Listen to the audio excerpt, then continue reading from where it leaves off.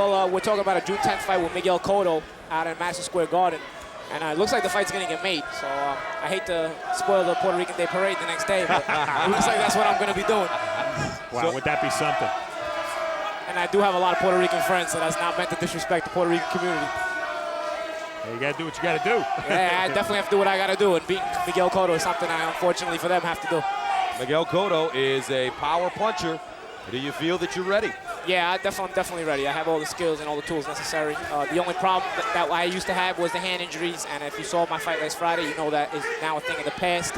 I'm a multi-dimensional fighter with a lot of offensive and defensive weapons, and I plan to use everything. Show Miguel Cotto what it's like to fight a fight on my level.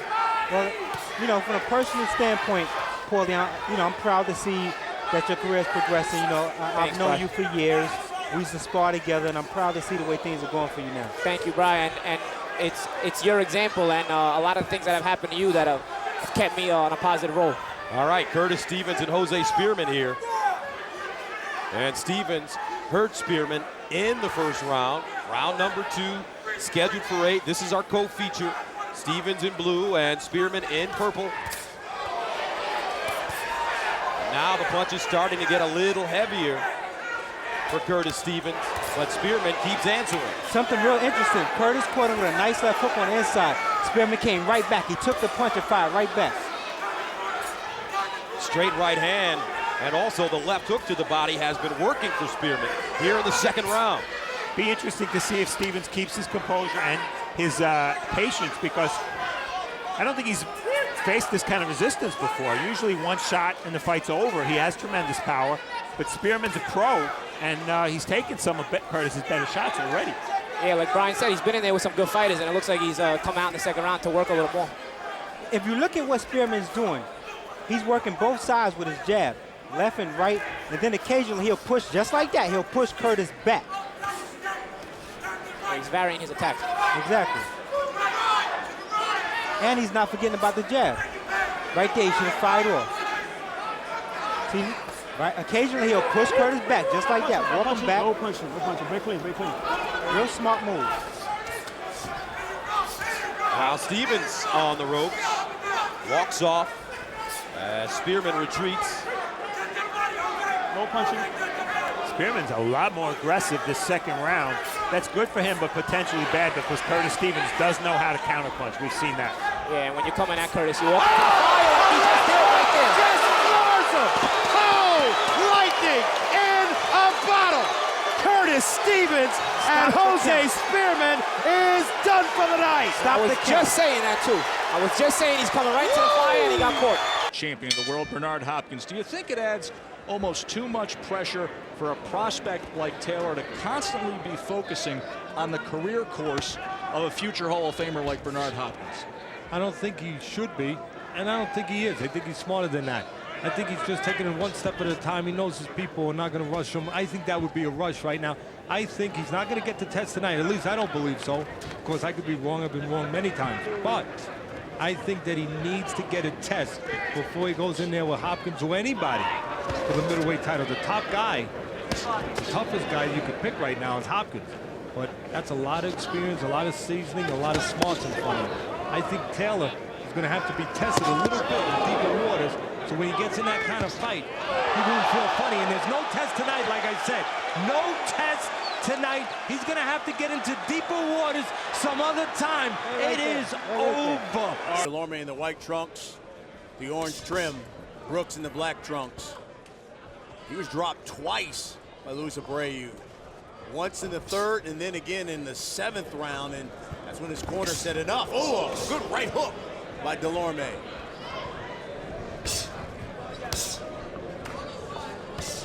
Last time we saw him here on Broadway Boxing was in June of last year at the Roseland, where he fought Alberto Herrera.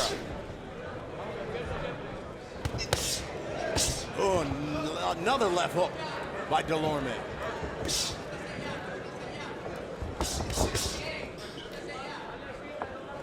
It appears that DeLorme has not missed a beat. I always criticized him about coming out and trying to bomb everybody. Same mode, coming out hard shots, throwing hard punches. This time he's working the body now, Brooks.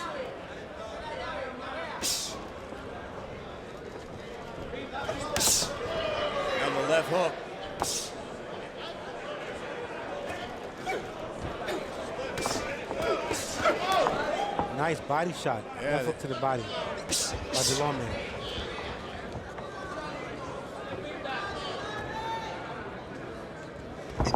Oh, there's a right hand. Catches Brooks flush. Brooks was in them. And I don't think he's going to get up from that one. Brooks thought about throwing a left hook and got hit with a right hand. Yes, that was it. Hey, that's how you redeem yourself.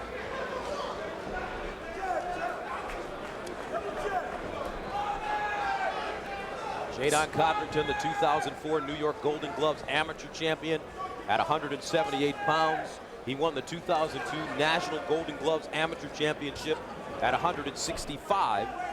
Codrington only 20 years old. He's been fighting as a pro for a total of 10 months. Normally Jadon comes in, you know, loose. He looks a little dry right now. Both guys. Well, I asked Jadon, what happens if you can't knock this guy out? He said that I'm just going to beat him up the whole round. So if I don't get the knockout, I don't get the knockout, but I'm going to beat him and make him pay with hard hits. That was a body shot. That was a good shot right on the belt line. And Whitaker looking for a soft place and looking for some help from the referee. Now Whitaker on the wild right hand. Raises the top of the back of Codrington. Beautiful up jab from Codrington landing. But the upside about this. Oh, piece of the right hand. The upside about this is Whitaker has been knocked out by punches. Omar Sheikha knocked him out in the second round. Tito Mendoza knocked him out in the third round. Rico Hoy knocked him out in the second round. So you can't touch him. And Jadon has very good punching power. And also like, left hook, and it's over. Jadon Codrington. and he broke the ropes by jumping up on it. It's over. He tried to get a butter. Jadon Codrington. Ain't no. How about that? It's a case of why trainers want you to punch short, because Cole was starting a home run punch there of his own, and Tweedy just landed first because his punch was so much shorter. Round 3, this one's scheduled for 4 between Joseph Cole and Khalid Tweedy. Tweedy looking very solid here tonight. He is 2-0 as a professional. Here's Khalid Tweedy.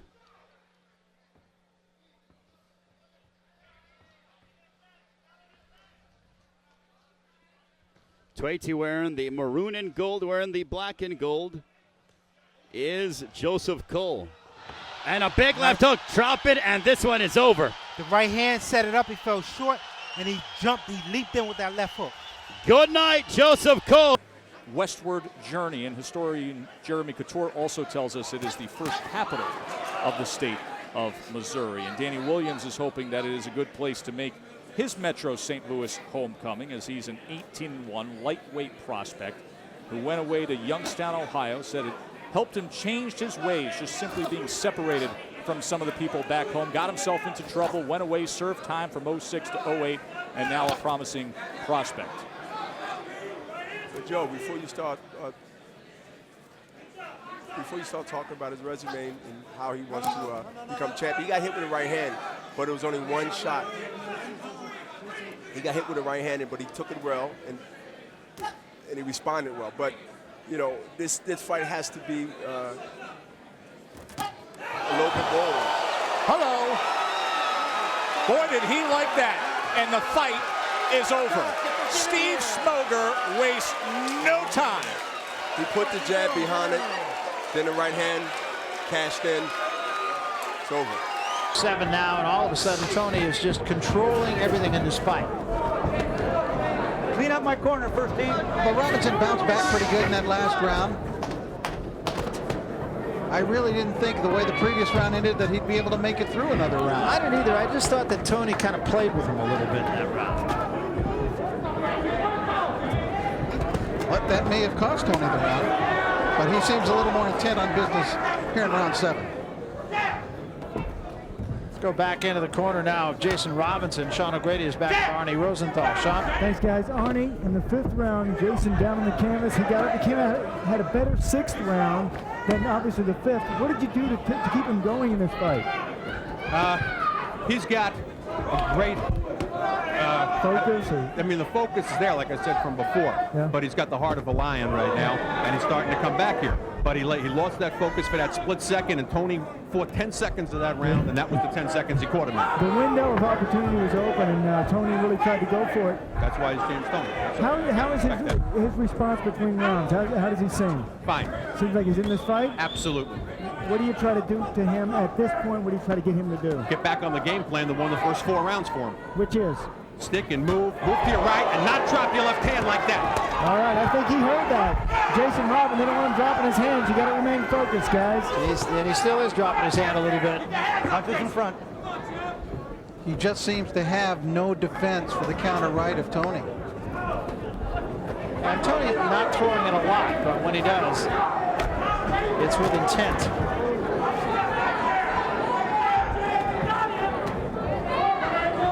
Toney's left hand has not been real effective in this fight. No, and he's throwing it more now. It's almost like, let me just see if I can get this working.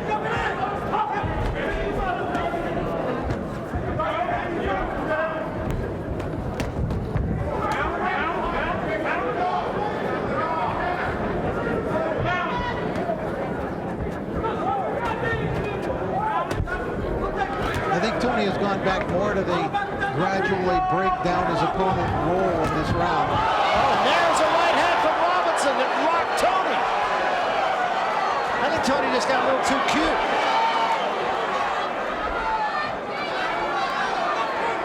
I don't believe Toney is hurt. And there's a left hand, and that drops Robinson.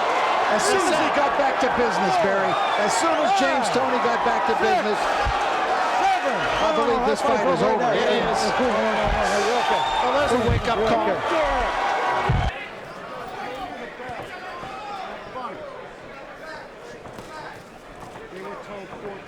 Not a good place, cameraman.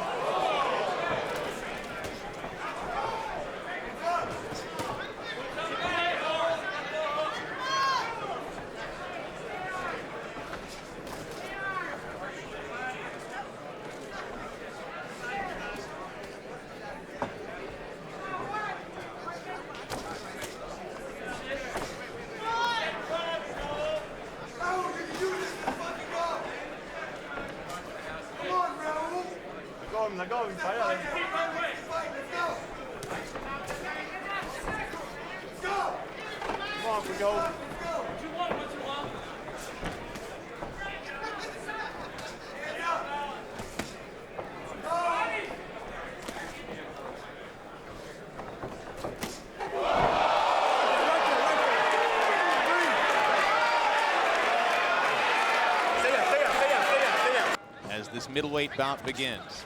It's an important fight for Barbosa. Woof. Who makes an opening statement.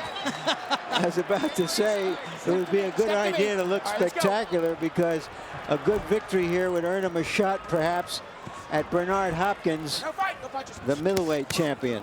Well, and I say let's give him the shot. What a start by Barbosa, who flipped Brantley onto his back with his first punch, and there's a knockout or a knockdown for Brantley. It was a slip. It was a slip. He's going to call it a slip. Let's go. He almost knocked himself out that time. Barbosa swinging himself onto the canvas. Takes a right from Brantley and lands a solid left. Brantley's got to understand if he's going to stay in this fight, he can't match punch for punch. Well, Brantley's record indicates, George, that he's a boxer. He's only got 8 knockouts in 24 fights, so he better start boxing. Keep him up. Come on, Royce. That's an old boxing trick. Get out there and catch the guy when he's cold and put your best shot on him. Keep him running all night that way.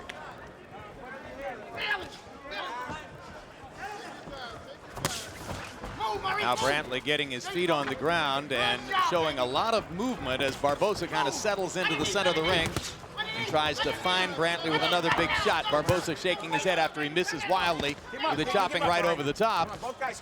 And Jim Santo warns Barbosa to keep him up after a left traveled well below the belt line. Both guys keep it up. Barbosa has got to understand what got the knockdown and try to recreate that moment and not try to just bully the guy because he didn't do it in a bully fashion. Oh! Right there, over there. Well, the chopping right hand's pretty good. 5. Second knockdown of the first round. That one hurt Brantley. 8. Come to me. He looks like he's a little rocky right now. He'd better. Overhand right. Now he's got to write that down in his book. And you should know that there is no 3 knockdown rule here, but if he goes down that heavily again, question of whether he'll survive it. Brantley's got to keep his hands up because that power is coming from on top.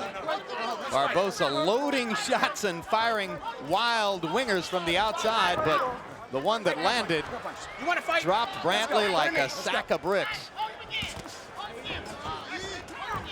They ever put bricks in a sack? Maybe not.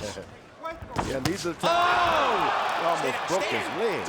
Yeah, I would stop it here. And well, the referee invoked the 3 knockdown rule. Relax. You're not Would did he ever? And Barbosa with a little extra taunting flourish.